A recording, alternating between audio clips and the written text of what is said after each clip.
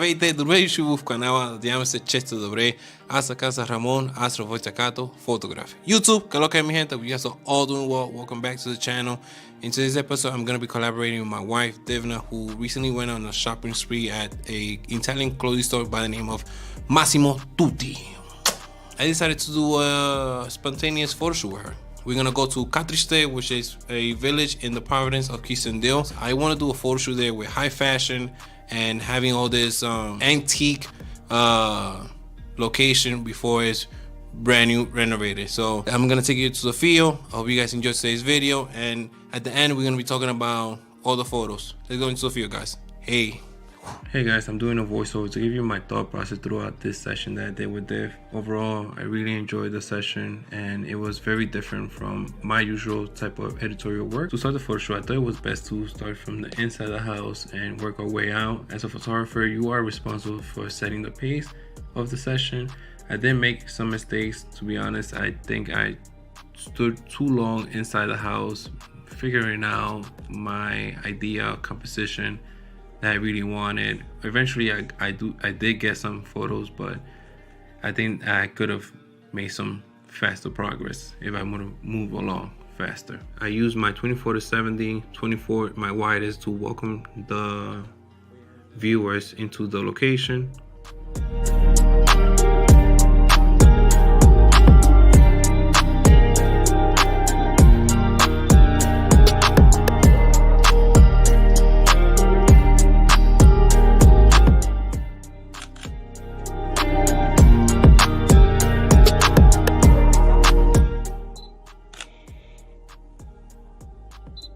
Alright, let's go to the cornfield. As we made our way outdoors, I think this is where the entire photo shoot came together. I believe that the contrast of the cornfield and the outfit that Divna was wearing, it really made sense of everything that was taking place. The reason I like this location so much is because I usually shoot street editorial with a cityscapes background, and my environment was totally different on this photo shoot session. It made me want to explore more. It made me want to capturing even the landscape even more, because I believe the outfit that Divna was wearing, this purple, it was very punchy color. It popped out in my opinion, and I really enjoyed it. I really like this location a lot. After the cornfield location, we made our way to the village, walking around. I saw this big brown tree and this small house with a triangle shape. It was very nice for composition wise, and I saw that the outfit that Divna had would really stand out in front of it, and we started making some poses there. As you can see here, I really like this one, just how well it was very composed. The reason I used a 24-70 inside shoot was because my 24-70 is my ride or die type of lens. Is the Swiss knife of all lenses, is there for everything. Again, the yellow and the blue here really pops, makes Divna stand out, just because the color difference, the contrast between the blue and the yellow, and the difference between the location as well. Here, I decided to change lenses and I decided to put on my 35 size. I really like the image that I captured here because it's so punchy in colors. You have the yellow in the back, you have the blue in Divna, you have the white shirt that she's wearing, you have her face expression, and you have somewhat of nature on the side. It plays out all together. We moved around right in front of it. You can see this chaotic building which is about to collapse. I posted right in front of it and she's giving me this expression, very New York City, very bossy like, and then yeah, I really like the colors that came out. Hope you guys enjoyed today's video. It was very fun collaborating with Divna today. She came through with the clothing and with the modeling, giving me feedback on posing and giving me ideas on what scene that we should be working out as a team. The shoot went well. Like I said in the video, there was a few mistakes I did. I think that was very fixated on the fact that I wanted to start in the indoors and I wanted to get as many shots as possible, but that threw off the session a little bit. Until we got outside, we picked it up again, the energy started flowing and we just banged everything out in one bit. The lenses I used here was a 24-70 G Master 2.8 and the Zeiss 35 f 1.4.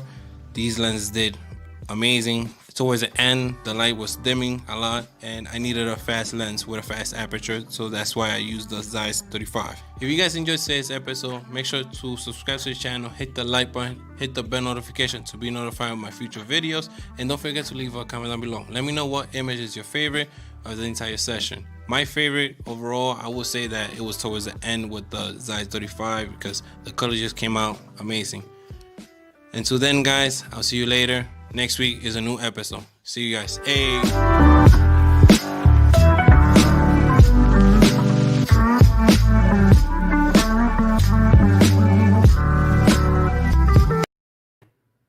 All right, all right. Hello, hello, hello, everyone.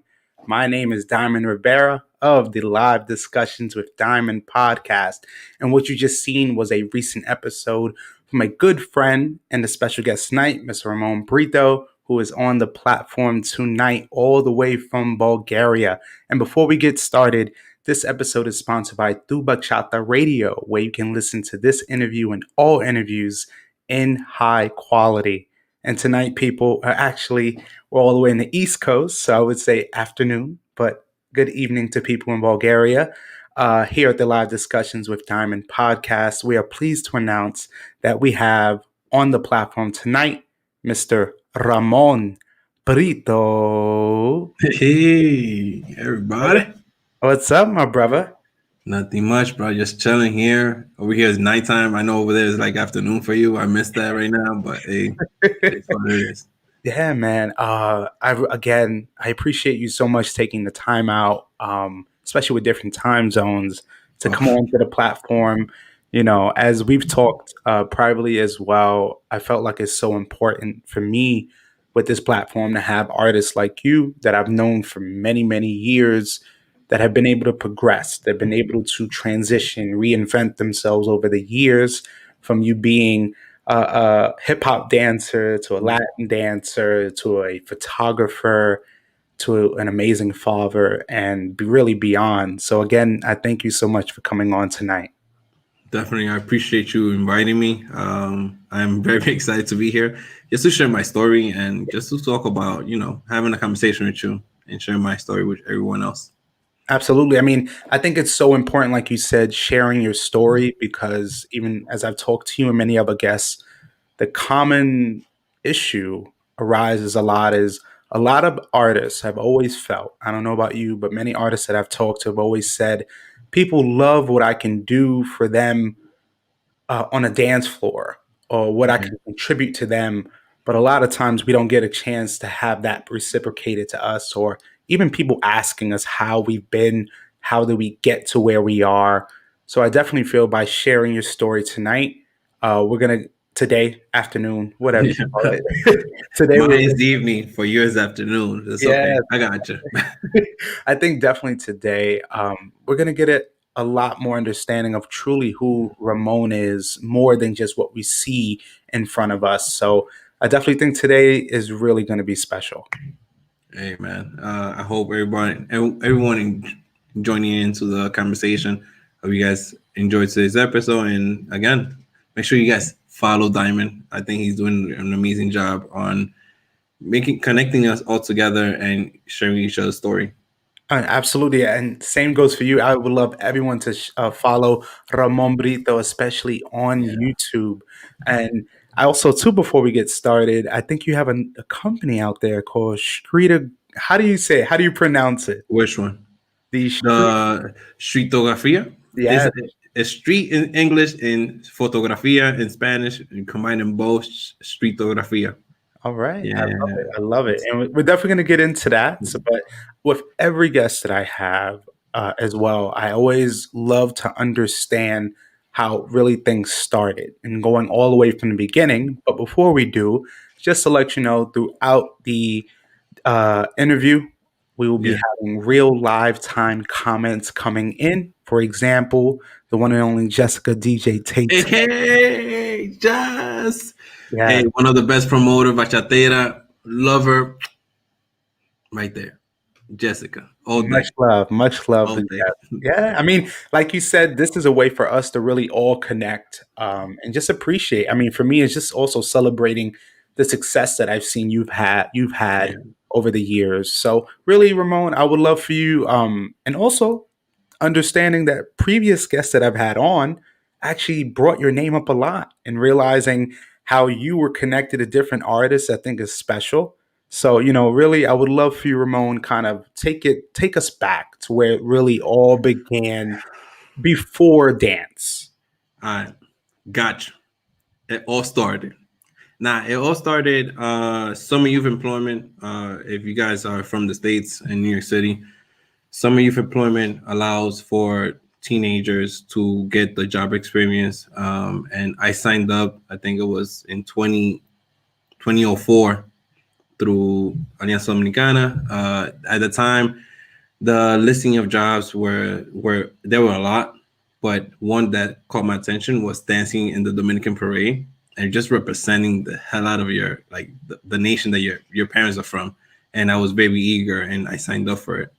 And then from there, like I got the opportunity to not only learn, the dances that they were doing, which was a traditional dance, but get to know people that even know more about the Dominican culture. And I joined a folklore group called the Alianza Dominicana Folklore Group. There, I learned traditional dances of the Dominican Republic, not only just merengue, bachata, but deeper to that, like the palos, the congos, the pri, all that stuff. Like that's like goes beyond my knowledge at the time, and I was very eager to learn not only the history of it, but to dance it.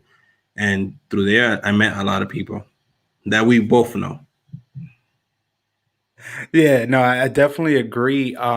Especially talking to a friend of ours, Kerry Yes, Landia, out there in Florida with Dario and DK Dance. yes, Realizing people like her, Dario, and so many other artists, you guys knew one another going yes, into, because I know there was a program, like you said, in yes, Washington Heights, around yeah. 168. Oh, they Yeah, I know. dubs. I used to live in 190 with Uptight. my wife, so Yeah, I mean, uptown, it's a little uptown. up. Yeah, it's a little more Okay. uptown. But Yeah. for me, realizing how important it is, that the community helps the youth and Oh, understand no.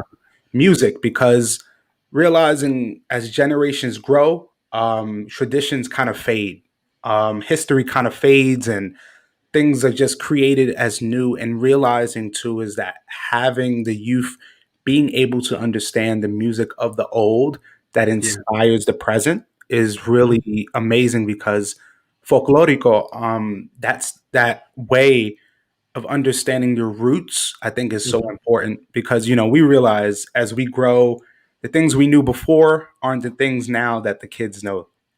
I 100% agree. And I'm very thankful because at the time it was a very dark place for my family. Mhm. I don't come from like the best household. My brothers are not the best of like how can I say it? They were at the time they were not like the best leaders for me or my father. So this after school program basically saved my life. I could have easily taken that left turn Oh yeah. and just go their right and their route. And I'm so thankful. Like to this day, I still represent them because they not only gave me an opportunity to be part of them, they gave me an opportunity to represent them and also inspire others around the community to preach the culture of Dominican, not only Dominican, but bringing those that need a safe home to come to us and just learn the dances or the history of behind what you're doing. No, absolutely. For me, and it's really interesting because you talking about being in this type of program. For many people who don't know, in New York, there's a thing called Children's Aid Society. If people don't Yeah, I know, remember. a There used lot to of be a us, yeah, rivals. I used to go there, and it was kind of realizing now Yeah, it helped deter me from what was really my atmosphere. Me growing yeah, up in Harlem, understanding there were kids my age getting into a whole lot of trouble because they had a whole lot of free time, whether the household wasn't the best or they needed an outlet. So I definitely appreciate programs like Alianzas Dominicana, if I'm saying it yeah, right, and yeah. You did. companies like Children's Aid Society, and so many more that really focused on giving kids an outlet that was positive, but also now you're realizing that you had influences, people who were kind of looking after you, like Kerry. Yeah. Oh, Carrie and Dario at the time, I was coming in. They were the top ones. Like they were overseeing everybody else of the group. You know, at the time you had also Fausto were under them in the folklore group, but they were like the oldest one. They were like from the beginning, and Mm, I look up to them as like they're my big brothers and sisters, and I respect them so much. Dario especially, he was the hardest one on the upbringing of the youth, so he was very hard on teaching the methods of, let's say, like the palos or like I used to love and hate going to rehearsals yeah. because he would make you dance the same dance 5 hours up and down around the stage, all of that. But I appreciate him because I that mentality and that hardness, that strength, Yeah. I took it to my teaching, and I'm thankful for that. No, No, definitely. 'Cause you're realizing that the lessons you were learning as you were younger, as you get older, you appreciate it more because you realized what they were doing was kind of instilling in you just some more knowledge and information. I mean, in definitely. reality, I think it kind of helped within your dance career, as we'll talk about. So, question now is you're from in this program in 168. How did you kind of get involved in dance? So, like I said, Fossil was part of this. Fossil Felix was part of the folkloric dance group at the time. And, we all know him for being part of Santo Rico Mhm. and then creating his own company. When he left the folkloric group, like I stopped seeing him. I don't know what happened to him. He left like a summer long Yeah, ago, and he just came out of nowhere, like this thin, because I guess he was training very hard. yeah. He came and he was like, "Hey, we had a reunion show, all got together. We went out for some drinks, and that's when he told me that he was creating his own company, FNF. At the time, at that time his was Forbidden Up. Yeah.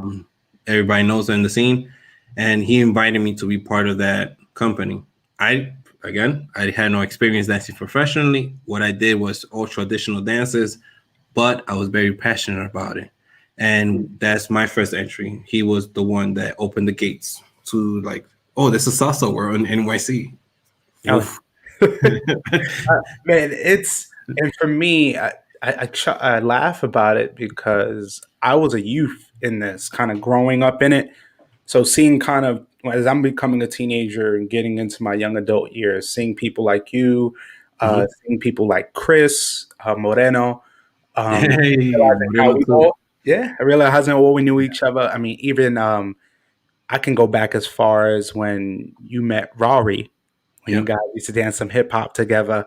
Um, Realizing too is that I think with dance, it really is true when it says dance connects people. Yeah. Realizing you started with Fausto, you got in contact with him, being able to work with him Hmm. showing you now this is a new world because most people who think of salsa, you think of concerts at Orchard Beach, you think of Hmm. music videos, award shows, but when you really realize there's actually like a dance scene, I think Yeah. a lot of people have that like, whoa, this is something I'm not used to at all. So how was that really introduction for you? I, it's hard to explain because it's like a lot of emotions. I was overwhelmed. I was happy. I was like scared at the same time because, excuse me, I was just scared overall, just because it's a thousand people. And my first event that I participated in was the New Year Salsa Congress, which is the one of the biggest one. And it's like, oh yeah, we're gonna do a competition, and you're gonna be part of it. We have to train really hard, but you're gonna be part of this competition. I was I didn't know what was the Congress, but when I went in, I was like, whoa. I didn't even social dance when I went to the Congress. I was like amazed by the fact that so many people could get together in one location and all admire the same thing that we all admire, dance and just expressing themselves. It was just so much to take in. And yeah. No, absolutely. And I think too, you being Dominican and when it comes to Mm-hmm. the dance of bachata, Mm-hmm. understanding the roots of it, and then you're coming into a dance world where now I would say bachata was kind of shown differently or in a new light, because the bachata that we know at home for a lot of Latin households wasn't the bachata maybe you were seeing at these dance congresses. It was more flashy, there were more tricks, there was just routines and choreography now behind it rather than just having a good time with the person you're dancing with. And when you talk about it, 2012, I remember seeing you with FNF in 2012. I was actually working with Santo Rico. Didn't perform with them, but I was working with them in other kids' schools and realizing, like, I remember when bachata, if people don't know, bachata wasn't really big in New York in terms of the dancing because salsa was dominant. But there was a period, Yeah, of 2013 and going forward, where people it like just exploded. yeah, I mean, like literally, but and I'm gonna be totally honest with you, it was FNF Mm-hmm. for me was the first. I assume and I know there were others, but Yeah. FNF was the first one for me when I saw it that I said, they there's a good problem here. There's something now that is going to wake people up, because most people would assume bachata. We remember when bachata was in a little room in the corner for a social, or you would get maybe 1 to 3 song plays a night. Yeah. So for Yeah. so for me, Uh, it's like 2012 seeing FNF and you guys lit up the stage, and I was like, wow. Because what happened was, people have to understand, New York Congress, huge Congress, 40, 50, 60 shows a night sometimes. We understand it can become redundant. I get mhm. it. And this is my personal opinion because I've been to over 10 plus Congresses of New York consecutively, and certain routines can look the same. But it Mhm. was Fausto and Farah in the beginning, with FNF, that gave something new. It was just a refreshing look on something that people loved. But what I also loved was that all of you guys looked like you gelled together. It was in unison. It looked fun. It didn't just look like choreography. And I can just look at the faces of people and just see like people's eyes lighting up like, what is that? I want to learn that. And I think you didn't realize it was really part of a special moment in our dancing, because from 2012 and on, I slowly started to see, okay, bachata is slowly becoming a thing in the Mhm. salsa world. Now they're getting little rooms that people can dance in. Now you're slowly seeing certain dance schools create bachata routines. Yeah. So for my question now is, you're in this company, you're starting to Mhm. travel. Yeah. What was those experiences like for you? First trip overall was Canada for New Year's Eve, basically, to celebrate New Year's in Canada. But I'm like, we traveled there and we're dancing and we're getting paid for it.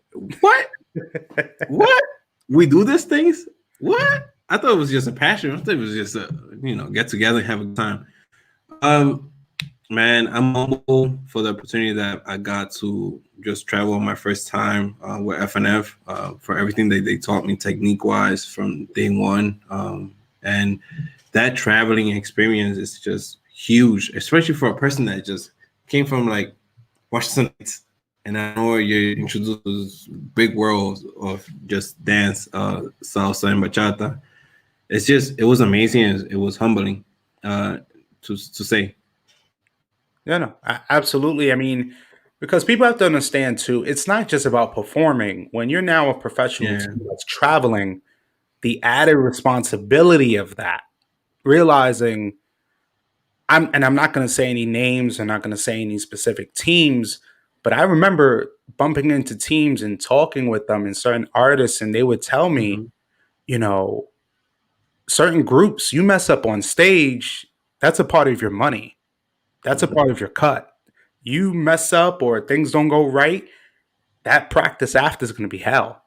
because because you realize too when you're in companies or you're in professional companies, there's a different look to you. People are now looking to you to give them a show at all times. This isn't a social dance. It can be fun, but traveling to state to countries, it can take a toll on a lot of artists. But I think too, people like yourself, like you said, Mhm. coming from Washington Heights, never thinking this probably would be possible, and now Yeah. you get to dance and have fun and travel. So I definitely love seeing your outlook. So now after FNF, or there's a point you kind of transitioned out, where did you kind of find yourself? Was it easy to kind of get back into dance, or did you kind of take a break from that? Well, after FNF, we transitioned through a new world, and that was La Fuerza. I stood there, I guess, for the first year. Me and Divna were there for the first year, and we were just transitioning because we went from, I believe, we went from classy dancing with a little bit of runchiness to, Ranchiness. yeah, raunchiness to just straight raunchy. But there's nothing wrong with that Yeah. at the end of the day, because Faso still kept his style, even though he was partnering up with Maria at the time. Mhm. And that was a different experience. That was a different adjustment for me. And it was a lot adjustment for a lot of people, but we learned and we got through it, and that we kept moving forward, and the first year of La Fuerza, it was amazing. I got to learn a lot from Maria, from the new environment that we were presented, and we just moved forward. But from there, shit happens. Yeah. Relationship goes south somewhere, and then I partnered up with Dimna, my wife, who me and her, we just started dancing because it's fun for us. It was a hobby. For her, it was a hobby because it was not a profession. Because she was a professional during the day, during the night, she would come to me, or we would just rehearse together and just have a good time and come up with routines. Yeah. And that's amazing you talk about Divna, your wife, because you having that experience of dancing with her previously Yeah, before the official partnership was yeah, there. So you guys kind of going through that journey together of traveling and performing. And of course, in the future, she becomes your wife. yeah. So now realizing you guys now are, besides the actual couple, but now you're a dance partnership. Now you're that couple, like they say, Ramon and Dave now. And so, kind of as that transition from being in a group to kind Mm-hmm. of being a duo, was that process easy? Not at all. You put a lot of pressure. You're coming from a great team, Yeah. and you're gonna go dolo. You better present your cards. And I think it was always presented like that. If you're gonna really go solo after coming off a great, let's say, oh, you're coming from Jambule, Yeah. you better present yourself. Oh, yeah. And I think that we started together. That was a very a struggle for us in the beginning, because we don't know where we're going. We're gonna stay traditional or mix it up a little bit more, or we're gonna try to copy the same style that we learned from. Mhm. And I think that we decided to go. We're gonna create what we feel, what we see, how we, whatever motivates us. That's what we're gonna put together. And in the beginning, it was hard, but as each routine was created, it was a different challenge, and that means that we're getting we're progressing. And yeah, basically that's what I Yeah. could say. It's beautiful because I remember those moments. I remember going in events and seeing you and your now wife uh, creating, whether it be a performance, even teaching, which we'll get into.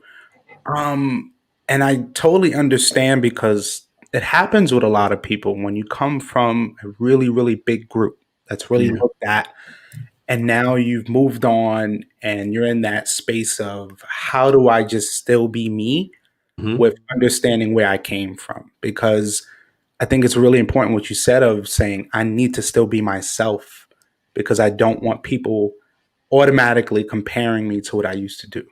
Because, completely understand you went from FNF to La Huesa So your teaching and training really came from there. But now Yep. saying, okay, me and Divna now working, we need to be ourselves and create what we want to create. And I loved especially your first shows that you guys were doing because I noticed a difference. I noticed, you're always going to have some type of energy from before, but I love that were able to really reinvent yourself. Hmm. So my question now is, understanding you and Divna working together, how did the actual partnership with SalsaMania come into play? Because that was really where I started seeing your face more and more because you Hmm. started teaching. Yeah. SalsaMania came thanks to two things. One, I was teaching a class in Uptown Washington Heights, which was free to the community. It was a bachata class twice a week, where I invited the community to come in and just learn bachata. The same way Mm, the doors were open to me when I was younger, I wanted to do the same thing, not only for the community, the bachata scene in downtown, but to the regular people living around the facility, where they can enjoy a good time, just have a good time, just for 1 hour, just come in, have a great time. And then Nelson Cruz, aka Negro Malo, the true Negro Malo from Houston, he was the one that connected me with Alex, and then Alex came approached me for one class, and we just started working from there. And when things got running, basically, Alex gave me the opportunity to be the head teacher for one of the events that was taking place. mm. And this time, was it you and Divna, or you started out just you I first? started out first, and then I brought Devna along just because we needed as well a female alpha or a female just teaching technique or styling, or in case if, one of the how you say this, one of the students had a question when it comes Mhm. to technique for females. I know my technique, if but I would like to get Devna's perspective because she has a better understanding of what she's feeling if we're doing a certain footwork. And I love how you say that because I think what helps in dance partnerships, specifically duos, maybe if it's male and female or what have it, is when you're teaching, I always tell people you want a follow. If you're a lead, you want to follow that's going to work with you, but Mhm. also tell you when things need to change. Yeah. Meaning is you can't just have the leader or the lead doing everything and the follower is just standing there waiting Yeah, for a question. I definitely agree with you, and that's something that always check me on. He says, "Oh, I feel this," but in my head, I'm like, "I don't feel that." But if I give it some time, I will understand what she feels. That certain movement or rhythm within the song, and I will get along with it. I was like, okay, I will not admit to it. I like, yeah, that was a great idea. Yeah. Now, like, yeah, let's do this then. Yeah, I got you.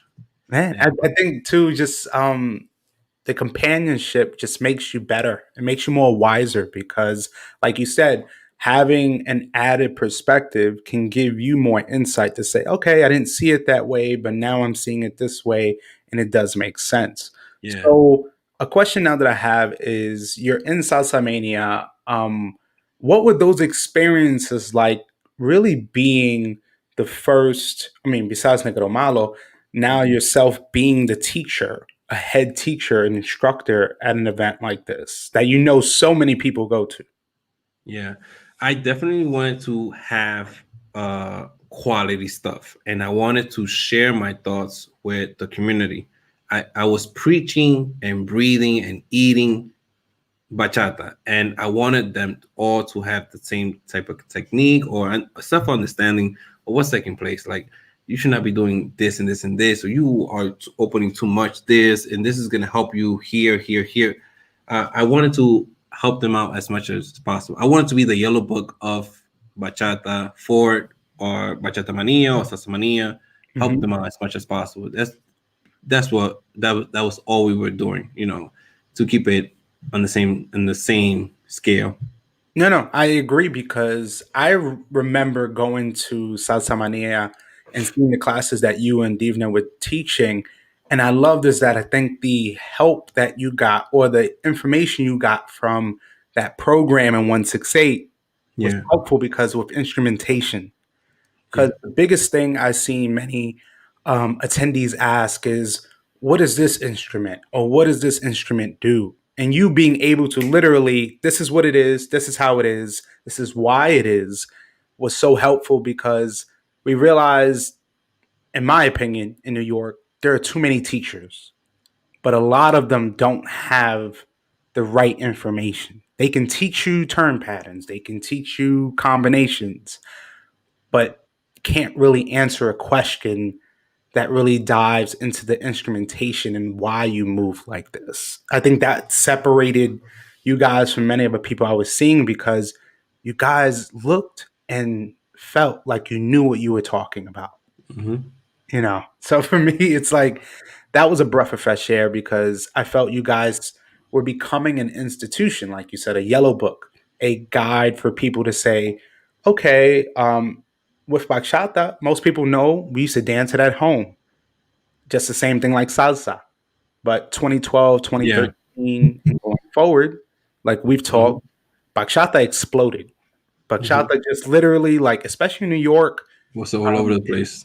man, I mean, and I'm going to be honest, after FNF, especially in New York wise, FNF, I saw bachata really exploding, and now different companies and different schools now were offering classes and performing. So, I mean, for me, what was that experience, especially in Salsa Mania, when you have a collective like Hmm. you, Franklin, Chomio? What was that like of working with artists like those? You know, it was again humble is the key word for everything, is because you don't know everything in life, and working along with Franklin, especially Franklin has taught me consistency, uh, just consistency in what you do and behaving completely, being onto the point. You know, have that behavior, have that importance. If you're gonna do something for a class, that make sure you are 100% in it now, not halfway. And Jamia, you know, he's my little brother. I like to rough him up, but you know, it's all love, and I really appreciate the relation that, thanks to Alex, we to one another. Oh yeah, I mean, big shouts out to Alex, a Yeah. maestro. I've known him for so many years, and I mean, for me, like I've told Chomio, I respect the contribution that everyone who was a part of that gave because people don't understand. It's not just that easy of taking a camera, having a lens, having flash, Yeah. just taking photos. It's a toll of really now you're this is going to become your life for maybe a Friday and Saturday. This is what you do, Yeah. and you're up for hours, whether you're editing or whatnot. And Hmm. I tell you this, for me, I love Franklin. I love Chomio. I remember I met Franklin, like I told you, maybe 2008, 2009, when he was dancing with Los Divos, with Gene Franco, meeting Chomio at SalsaMania when he was way more quieter. Now he's just dancing up a storm. And realizing a person like yourself, that I saw there was a balance. I mean, with Franklin, he was up, he was active, he also knew the people, so it was already a given. Then you had Shomia, who was kind of just looking from behind, watching everything, taking the photos when need be. And then you had yourself. I think that was a great balance because you had a Hmm. person that was really active, a person learning, and a person kind of quiet like yourself, but Hmm. focused and already had your foot in the water with the dance world. Because I tell you this, I respect the hell a lot of the work you guys have done over the years because the amount of artists for photos you've taken backstage, the amount of editing that probably goes into this, I mean, it's bananas. Most definitely, you know, and you know, I have to give it to Franklin and Chamio for just leading the way. Especially Franklin, he led the way for Chamio and I to learn the basics of photography, and then we both took it under our own path, basically, and Mm. started doing our own thing. And Chamio has developed his skills to a whole new level, and I appreciated the way he does his dance photography, or when he's on in the social as well. And from Franklin, I learned the basics, like I told you before. Hmm. And I took it to my own path, what I wanted to do, and what I wanted to portray in my images. And it was thanks to him, and then I developed my own inspiration within. Absolutely. I mean, like you said, inspiration, also just the style. You have your own style. You're learning from someone, but evidently you don't want to become the carbon copy of them because it can only be one. Yeah, But my question now is what I find I love asking a lot of visual artists, this, especially in the scene, is you have the experience of being a teacher yeah, and now being a photographer. yeah. What was more enjoyable to you, honestly? Was it really the photography standpoint or was it the performing aspect?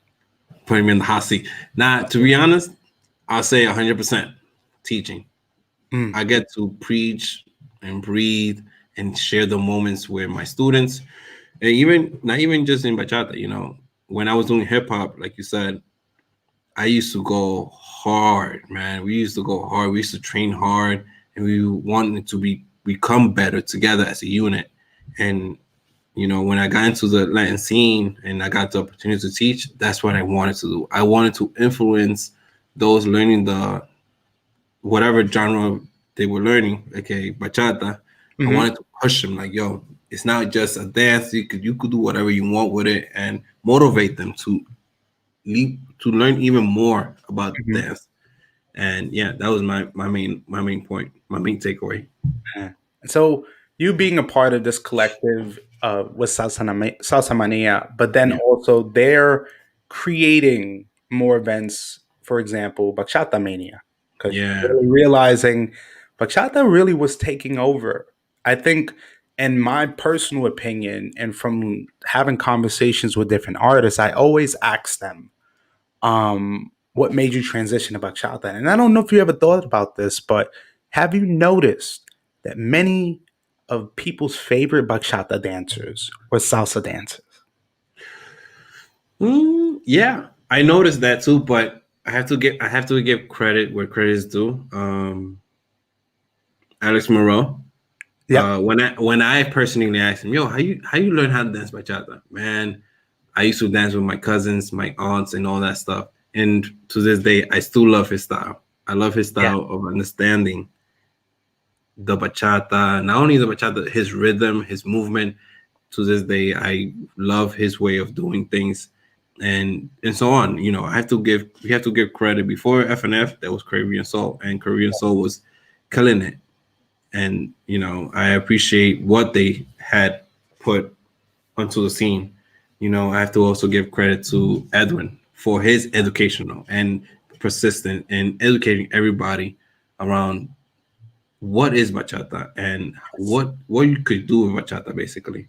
And as well as Fausto for bringing that street style basically to the scene. Mm, All these teachers, they added to the Latin scene, basically to the bachata world, and we have to give credit where credit is due. absolutely. Alex Morel, I believe you're talking about Edwin Ferreras. Yes, And my of course, boy. Yeah, also those three individuals, especially, I've known them for many years, and I definitely give it up to Alex Morel, Caribbean Soul, Edwin Ferreras with Arito Arts, yes, and Fausto, because with Fausto and Alex coming from the dancing point of view, as well as Edwin, but also Edwin being an educator, yeah, being an ambassador, first of all, for Dominican yeah, Republic, but being able to educate the masses. Because what happens is with the bachata dancing, it became trendy. But now you had people like yourself and Edwin and others that said, okay, we're going to give you moves, we'll give you choreo, give you understanding, but let's also give you history and yeah, understanding why these chords, these beats go. So now, you're working with Salsa Mania. yeah. You've done your work with Divna, your wife. Was there a point when, you know, did you ever feel like you're doing it so much?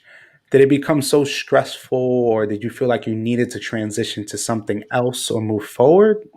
Not at all, man. You know what happened? We were getting ready. Every time we were getting ready for something even bigger, and our last routine was that white one. Yeah. And that time we were getting ready to go to Summit and compete as amateurs, or just to compete. Yeah. Now we're moving on to the next level of our part of our dancing career. Like, we want to compete just for fun, and show our talents to the rest of the world, and compete against the best in this category. And then at that time, that's when we received Baby Ogie. And then that's after that, that's like responsibilities. Yeah, man. I mean, It is what it is. I think, Responsibilities. to be honest, I don't know if you realize, but myself, I love that so much, especially with a dance partnership, now having a family and what that entails. I think people also have to realize, when you have a family now, things are different. Hmm. Um, can't go to socials like that till 3, 4 in the morning, maybe like you used to. Yeah. You have a different set of responsibilities, but appreciating what dance was able to give you. You being able to meet your wife and the mother of your child. And I Hmm. think it's a beautiful thing because in our dance world, it's really about connection. It's really about a family oriented space. And you guys together working, I loved because the professionalism that entailed. Hmm. Don't get me wrong, I loved, and you said earlier you kind of had the resting bitch face. I would love seeing you at the classes, and you just have a strong presence. But I'm not gonna lie to you, I was a little more scared of Divna. She she kind of intimidated me sometimes. I mean, She would be surprised if you ever told her that, because everybody will ask me, "Yo, what's wrong with you?" I'm chilling. I'm I'm good. here just watching show. I Yeah. just have a naturally. I just have a resting bitch face, and I could be watching the show like this guy is hating on the show, but I'm just analyzing and admiring everything that's taking place. Yeah. No, no. I love that you guys were in unison. You were like a yin and yang, but you work so well together. And, now having a son, and that really just opens up a new world for you. I mean, so you going from being the prospective student years ago to Hmm. performing for a famous company to becoming now a teacher and part of an institution in New York, because Hmm. that collective, if anyone who came to New York said, "Hey, I want to go to a salsa social," Salsa Mania was it.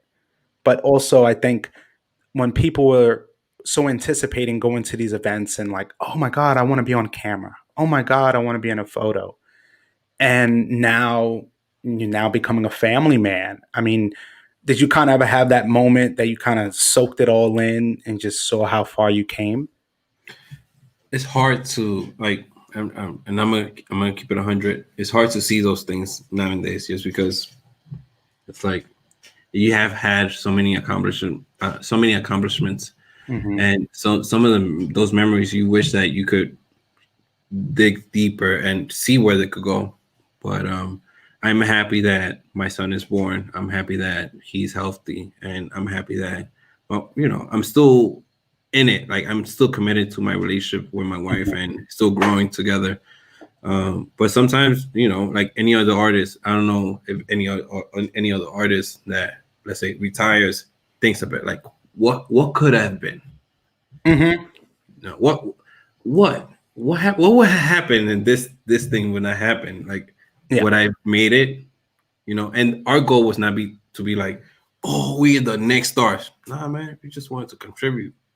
That's all. And Man, and it's it's and the I what love, if, basically. yeah, no, and I've also had those feelings with prior companies I was in. If I would have never made such and such decision, but that's comes with having that vulnerability and being able to say that, because those are things that a lot of us hold in, because there are certain moments that make you think and like, what if I went this route?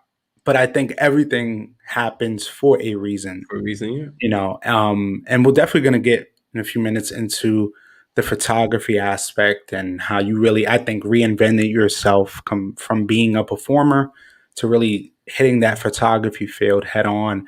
But a question I have before, is, and this is something I've always wanted to ask a person like yourself, especially when you were teaching bachata at SalsaMania. My question was, what was your honest opinion about when the sensual bachata started to come? Let me take a shot of this real quick. And I ask you this in all respect because you were teaching traditional, Yeah. as people call it, and I'm assuming you saw and went from people, oh, bachata is this, and then you slowly saw the sensual come in, and things are shifting. And that was a question I really always wanted to ask you, and thankfully I have you here. And of course, Jessica says that smirk. So You know what? Before I answer this question, I yeah. have to give it up to Jessica because she's one of the pioneers in her community in Pittsburgh, pushing for traditional music. She actually puts together one of the greatest events, bro. Like Mm. when I tell you, she puts great teachers together. Like she put Edwin, and his Mhm. partner, and my boy Carlos from Chicago, all Oh yeah. together, and to teach that tradition, like the history of Hmm. bachata and their different methods. This is one of the best promoters I have worked for, and I'm inspired by her to continue my way of being. I'm very thankful. But to answer your question, to be honest, it was 50-50, because I was seeing Daniel and Desiree from Spain, and they were just fucking killing it. Like they were killing it. I was like, oh, this guy, he has a hip hop background, Yeah. and she was just killing it, and like they were doing it correctly. And I just feel personally that some people, they were like, oh, they doing this, I'm gonna do it here in the States, but they weren't doing it for the wrong reason. Whereas for Daniel and Desiree, and with Corky at the time as well, they were just they were creating something new, especially in Europe. So I appreciate their inputs for their methods, their vision into what they thought bachata was, and how they see it. I appreciate that side. I don't appreciate people just coming out of left field and just bam, I'm gonna teach this just because this and this and this. And you and me can be honest, and I know we're alive, but sensual bachata is another way of getting closer to the female and doing things that you're not supposed to do. And I'm with 100. There's a lot of guys. There's a lot of guys that do that shit for the wrong reason. Oh man, I love the zoom in. I love that natural, like, you need to hear this, and totally agree with you. And I love how you said it. And I'm gonna be completely honest because then I'm looking from the outside perspective now as a spectator. Totally agree with you. For me, especially in New York, when people saw sensual bachata, you said it was another excuse for men to get much closer to women. But like you said, Daniel and Desiree, Corky and Judith were the teachers in the Yeah, beginning of it. And what happened was people saw that and ran with it and said, "This is bachata." That was the yeah, problem. And that's the problem. I remember, like, I'm watching you and Divna, Alex and Desiree, Yep. and other people who are teaching. I'm saying, okay, I'm seeing sensual bachata is just a derivative. It's just an Hmm. addition, just something a little refreshing to see because what we do is we watch with our eyes, and what captivates us is kind of, okay, this is what the standard is. And I think a lot of teachers, especially in New York and abroad, weren't being weren't teaching correctly. And Hmm. most of the time, they were just taking a few classes, maybe for 6 months to a year, and now I'm a teacher. But I think it was people like myself and others that realized, no, there are just very few people that really know what they're doing. Hmm. And I'm not gonna lie, when it came to bachata, sensual bachata was the only art form in our circle that I saw more people getting hurt and more people uncomfortable more than ever. And I'm not taking anything away from artists and dancers who really appreciated it. danced it well, had fun, but then you also had that other side of people that got a little creepy. from, You know what, man?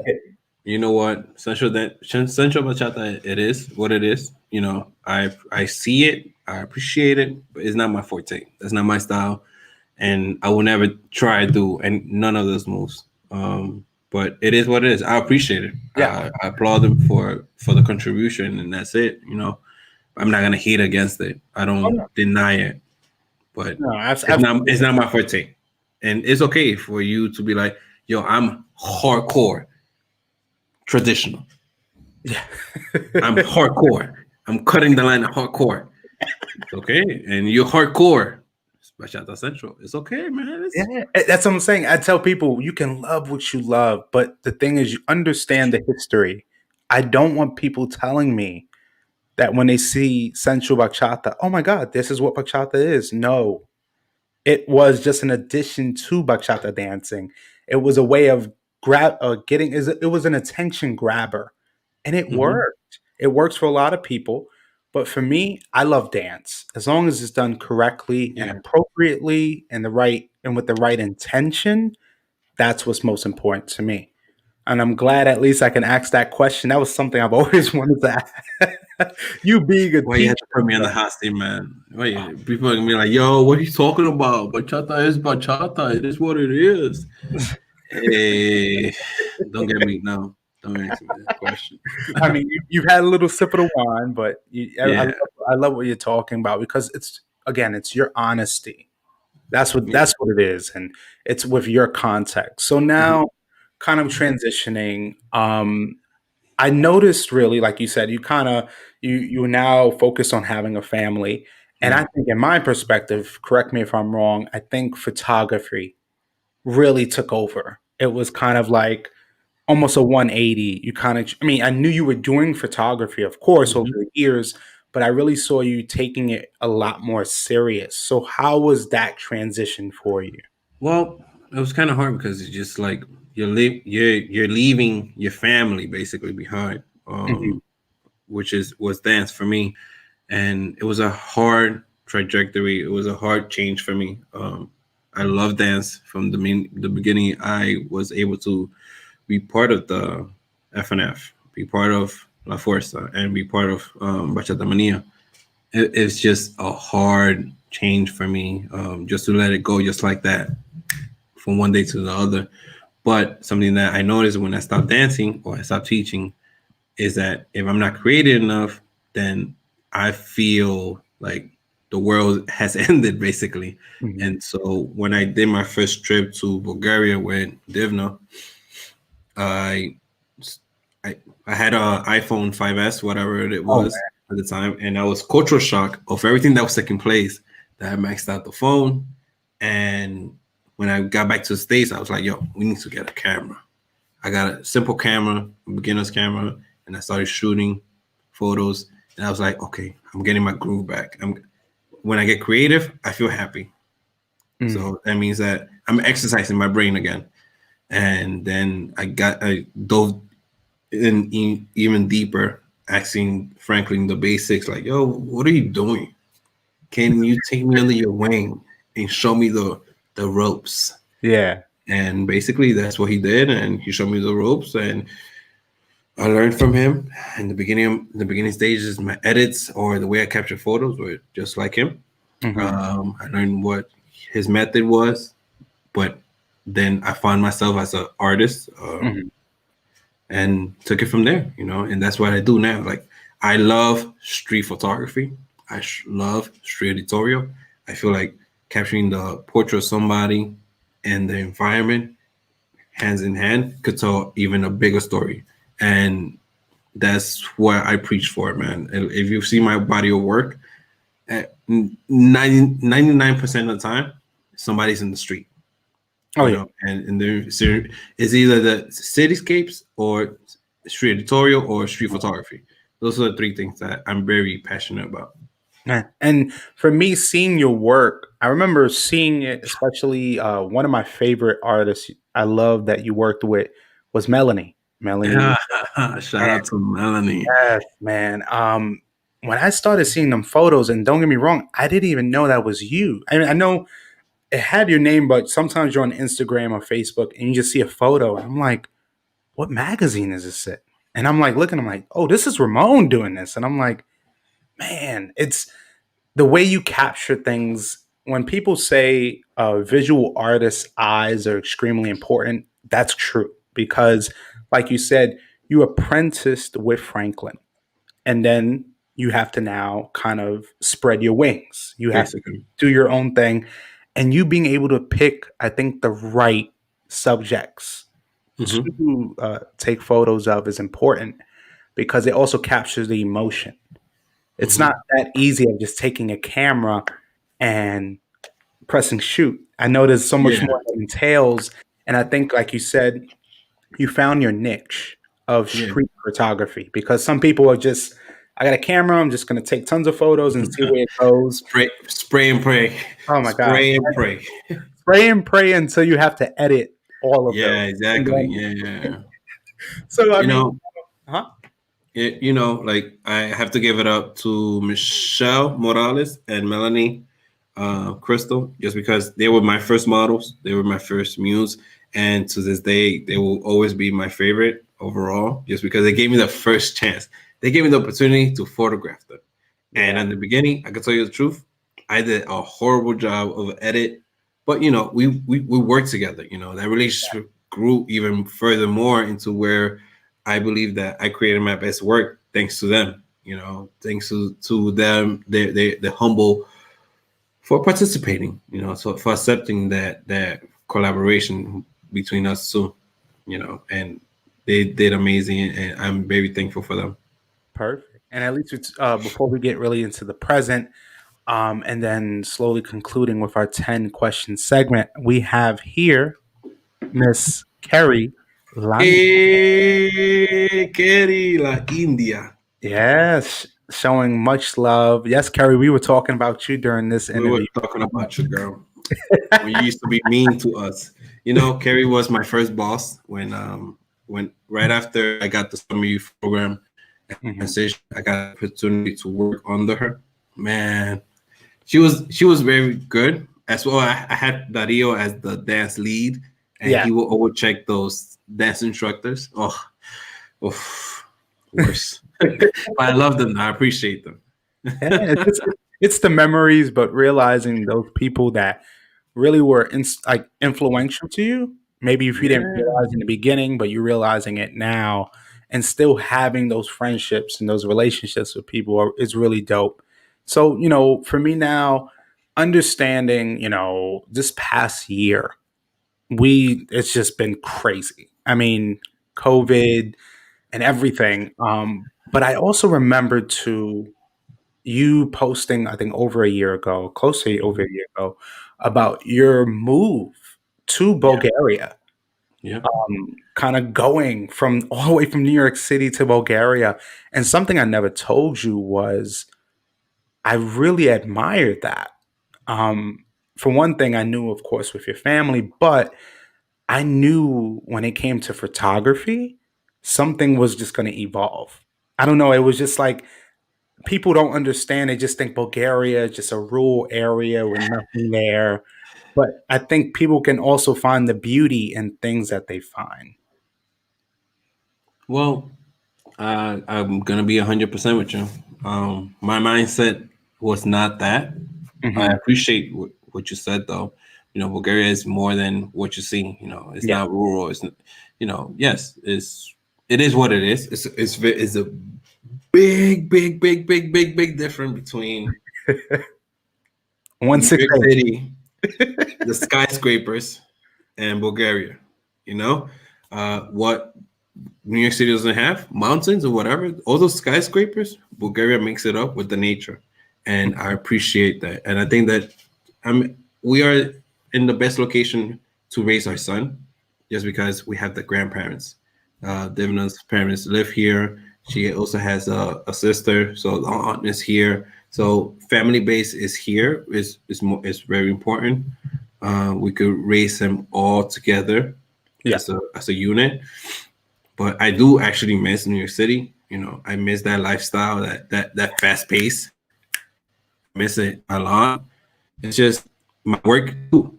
Like you said, it changed That drastically. Just because I'm more city based. yeah, I'm so more city based, and my work has somewhat from where I came from, and that has been a big change for me. If I'm being honest with you, yeah, I had to transition from like being all technological to a little bit more behind. A little bit. I'm not saying that Bulgaria is behind. Whatever they make behind, they make it up in other ways. yeah, But as you seen my work with Eva, yeah. is I try as much as possible to bring my enjoyment of what I see in Bulgaria through my images. So I think that work that I did with her is somewhat true. And what I Oh, did with Divna as well is completely opposite of what I would have done with Melanie or Michelle in the city. It's completely just apple and bananas. I think apples and bananas, but I think it's also evolution, evolving, Yeah, realizing this is what you did, this is what you're doing. And yeah. I think the inspiration as well, working now again with your wife, but with photography, um, and the recent visual that we just showed in the beginning, I loved it Hmm. because it was personal. It felt it was an intimate moment with an intention behind it of even the simplicity of using the mirror, looking down and capturing those shots. For me, I watch everything because it's always about the intention. What are you trying to create? And for me, especially when you're talking about the lenses, when you're talking about composition, editing, everything, I really love that because it's valuable information for people who want to become visual artists. And a Hmm. question I do have before we really get into this next segment is coming into Bulgaria. Hmm. I know, like you said, a complete 180 from the city life in New York City. Was there a dance scene at all in Bulgaria? There is a dancing. Actually, one of the events where Franklin Diaz Mhm. he comes. There's a salsa congress in Varna, Bulgaria. It's like around the sea area. It's a big event once a year, but due to COVID, it didn't happen. So Bulgaria is has a Latin scene, and has a very strong Latin scene. Hmm. Bachata wise, I haven't seen it. I would say it's more European style, where bachata, central bachata. I believe that Yordanova, the person that I photographed, Mhm. she's preaching more for traditional bachata, and I've seen her. I seen her do her stuff. She's well trained as well in the salsa world, but she's preaching bachata here, traditional. I only got to teach once here. And it was amazing. It was an amazing environment, and the feedback that I got was that they want to learn more Mm. smooth, more that like that ground bass.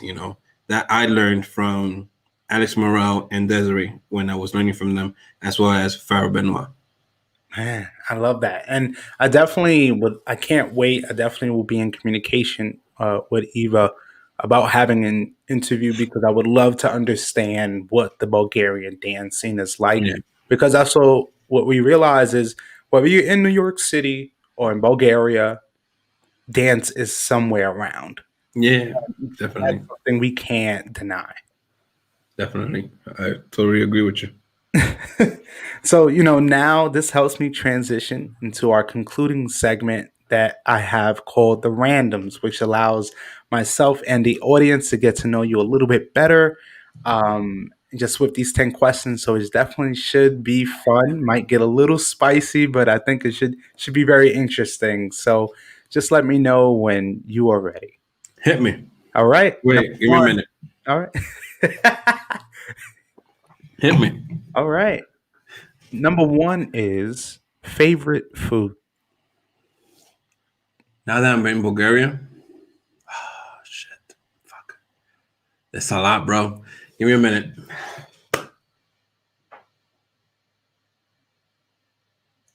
My mother-in-law, she makes habichuela, like beans. Mm. with sausage. All right. All Like right. killer.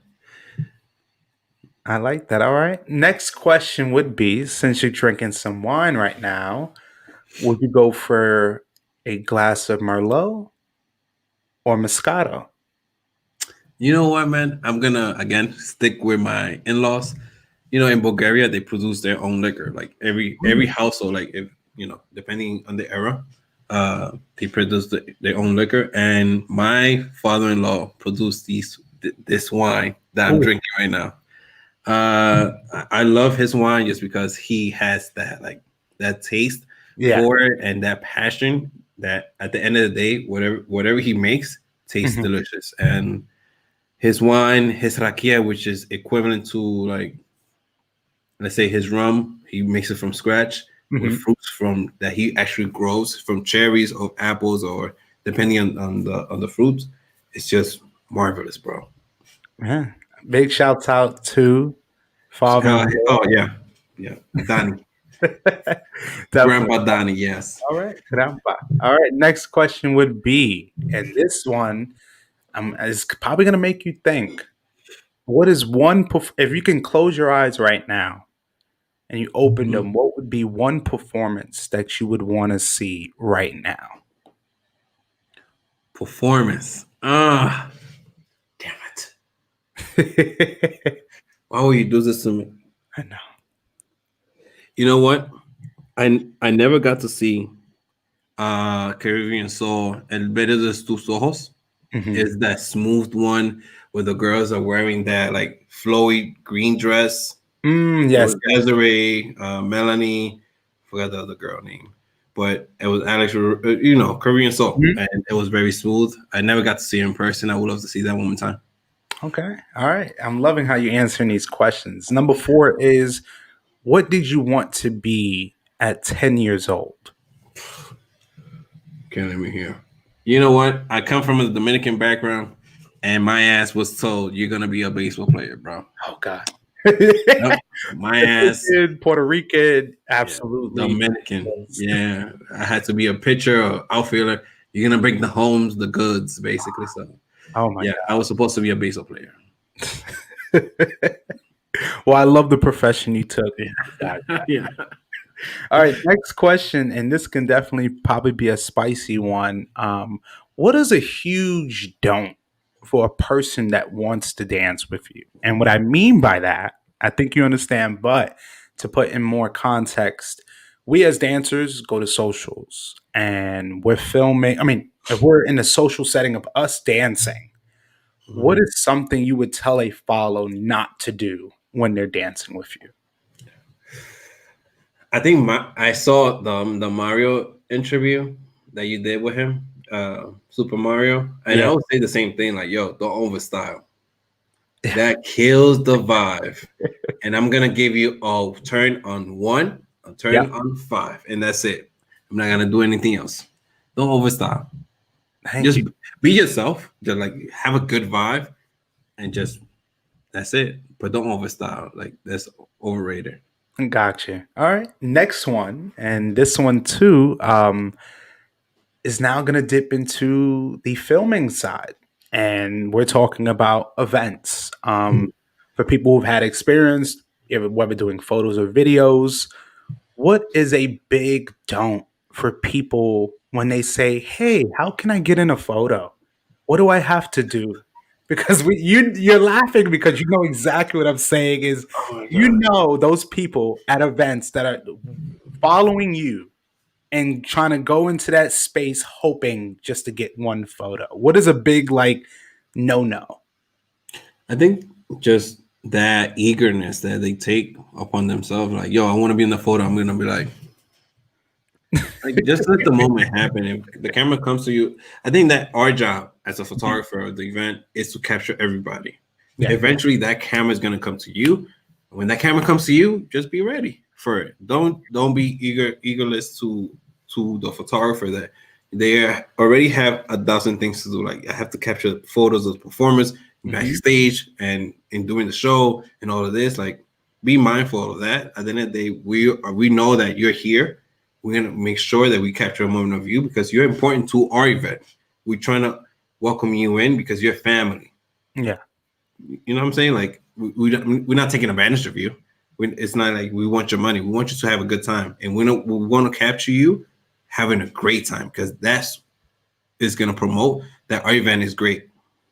So Absolutely. And I would say a piece of advice I would say, and I learned this from many visual artists, in terms of a big thing they want dancers that they're filming to know is nothing is worse, or there's a lot of things that could be worse, but people don't understand you may be having a great time, but the mhm. person you're leading is probably not having a great time. And that goes into it with facial You have expression. to be you have to be cautious of that too. Gotcha. All right, next question. This will be a little more lighthearted. What would you want to be your superpower? My superpower. Oof. Damn it. I'm giving you good ones here. Uh, so many things I could be, I know. but which one I would pick more? Um, I'll say the opportunity to read minds or my the person that is actually thinking, like, talking to me. I would love to like read their mind, their thoughts while they're talking to me to see what they really think of what they see. That could be good, but that can also be It bad. may be bad, yeah. It's Man, like, what are your true thoughts? it's cool. Someone here, we don't see the name at first, but we'll check it later. Says, preach. Don't even be ready. Just be natural, and we'll make sure you look great. I'm assuming that's Franklin, but I will double check. But I definitely appreciate that. So we have about three more questions left. Hit me. I Yeah. love this next one. So this one here, I love asking, who are three people that have been most influential to you at this point in your life? Oof. Definitely have to say my wife Divna. I think that she has led the way for our family. She has been a great supporter, not only to me but also to my family. I'm very humble for the opportunity that I've gotten thanks to her. And just very grateful. Who else?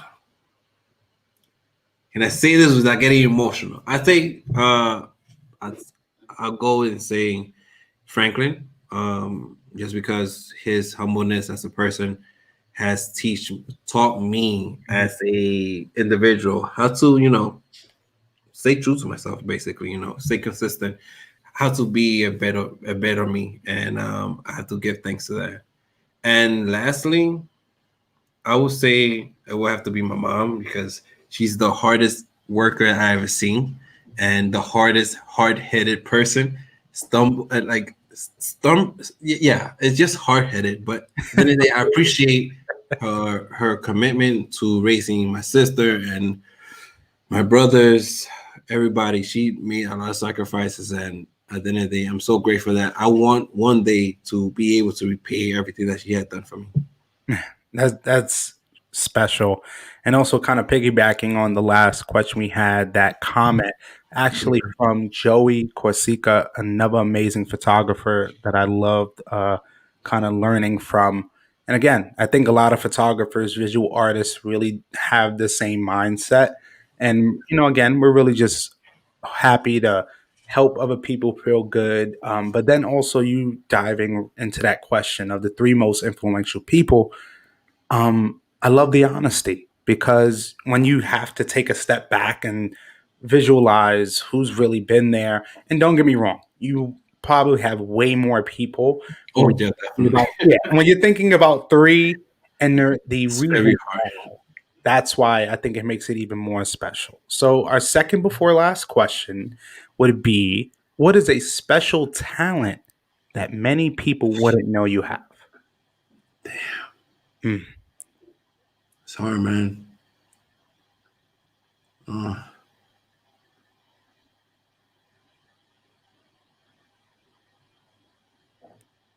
oh fuck. Uh, let's say I'm a I'm an average cook. I like to cook. Okay. I like to cook. Yeah, yeah, I like to All right. cook. So if we're gonna go there, if you like to cook, what is a dish you could whip up right now? Man, every it's like for me, I like I learned from my mom and my sister and my my grandma.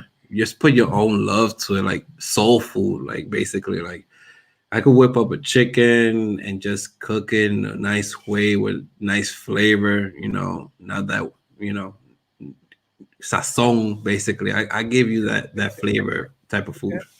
I like that. I like that. All right.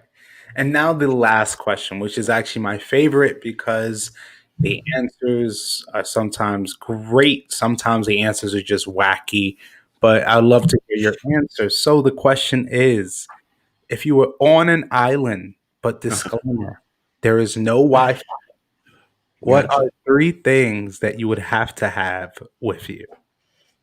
Well, it depends on the age I'm in, on the stage of life.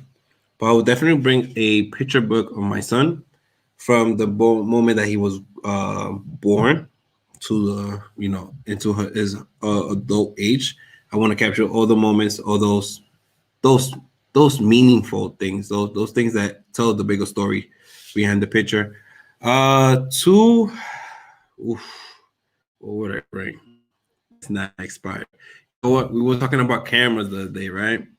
We were talking about cameras, and I will bring a camera with me, a old school Leica M6, which is a mechanical camera, and I think I will bring some film with me at the same time, just because I don't know if I'm gonna survive this moment. I want to capture my last days, and hopefully, whoever finds me could take these images and be like, make it into a story and share it with the world. Man. Last, oh man, so hard, man. The hell would I bring with me? Last, oh man, oh, I have to think about it. Like, Maybe Divina. I'll bring, I'll bring, um, like if I could bring a picture with me, Mhm. like I have in the background, like a Yeah. visual representation that could sum everything up, all my emotion, my feelings, the people that I love. I bring that with me just to like get me by the island Wow. each day. Ramon, honestly, that those answers, I love it. And again, I thank you for taking this segment.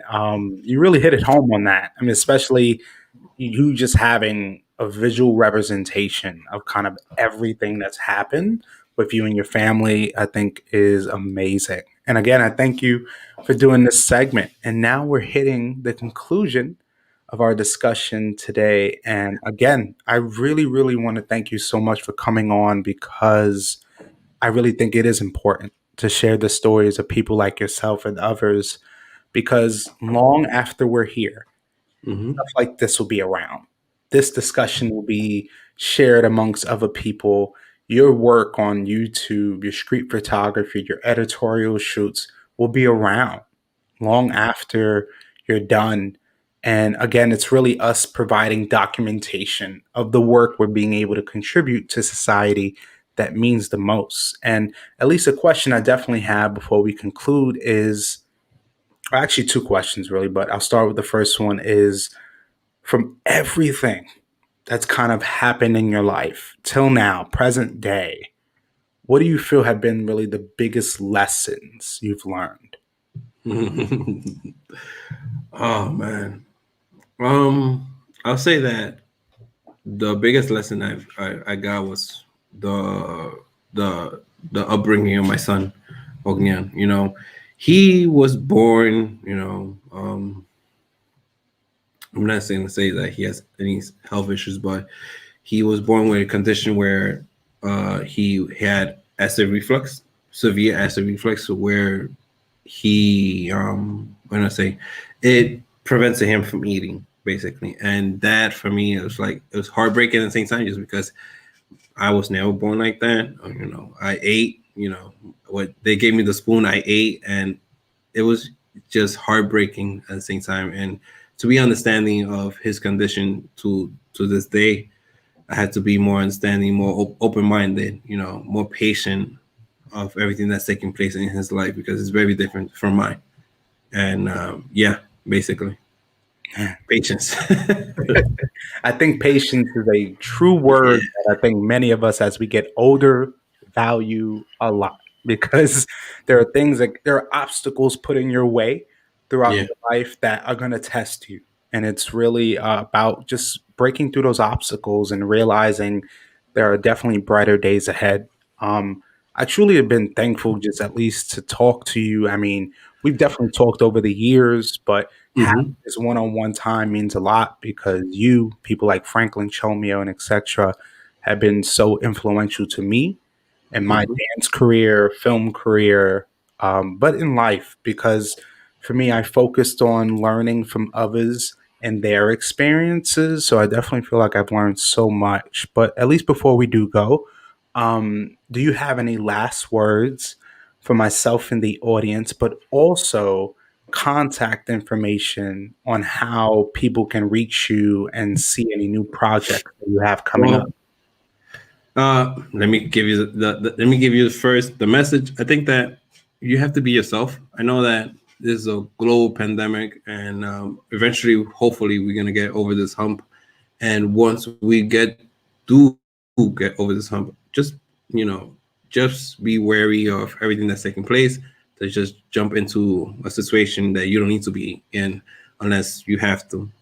Be cautious and enjoy the moment. These moments are very vital to everyone. The minute you get to dance with somebody else, enjoy that dance because you don't ever know is if that is going to be your last dance that you share.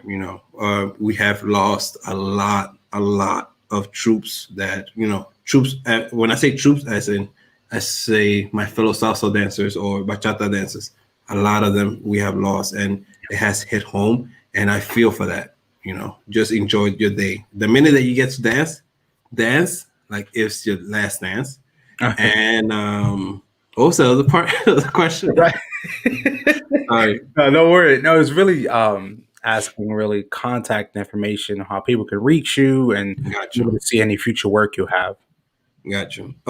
So basically, if you guys don't know me, I'm always on YouTube creating content from my life experience and my dimension where I live right now. So you can follow me at YouTube or you can search for Ramon Brito. There I post once a week, different type of concept video, either street tutorial or my personal concept vision of photography. You can also look at my work on Instagram at Ramon underscore Brito. There I post most of my projects. I haven't posted almost in a year, but I'm eventually, since I'm integrating into a new lifestyle, new culture, new environment, Mhm. I'm gonna start posting all my work there. So if you want to see what I'm staying current on, these are the two main platforms I'm doing right now. Or you could just DM me on Facebook or follow my page on Facebook as well, Ramon Brito Photography, where I post everything basically. Awesome, awesome, Ramon. And again, I want to thank you so much for coming on tonight. I know how Yeah, it's late over there. yeah. Just like I tell, just like I Then tell. I'm getting like, yo, it's time to go to sleep. Yep. Okay. But Nah, but I appreciate you, man. I'm very humble that you invited me. Keep doing what you're doing. Keep striving forward. Keep, connecting the communities together. I feel like this is a great platform for everyone. Since we're not social dancing, this yeah, is what we could stay up to date what artists are doing. Not only myself, but visual artists, dancers like maybe Adolfo or yeah, maybe a computer genius like Edwin Gonzo, Alex's brother, Gonzalez. He's like a teacher and he's knows everything about music. You know, I love what you're doing and keep connecting us all together through this platform. absolutely. Thank you so much. And like I tell all of my guests, I feel like this is a part one, so hopefully many more parts. So I definitely would love to have you on for the future. You already know, man. Yeah, You we already might you got have. my contact. Oh, You absolutely. We got might be having a panel with Franklin Chomeo maybe in the future. But Thank you again, Ramon, so much. Thank you, everyone, for tuning in. And please, everyone, have a safe and wonderful upcoming week. And again, everyone, thank you so much for tuning in to another episode of Live Discussions with Diamond. I'm Diamond, and you just listened to our amazing interview with Ramon Brito.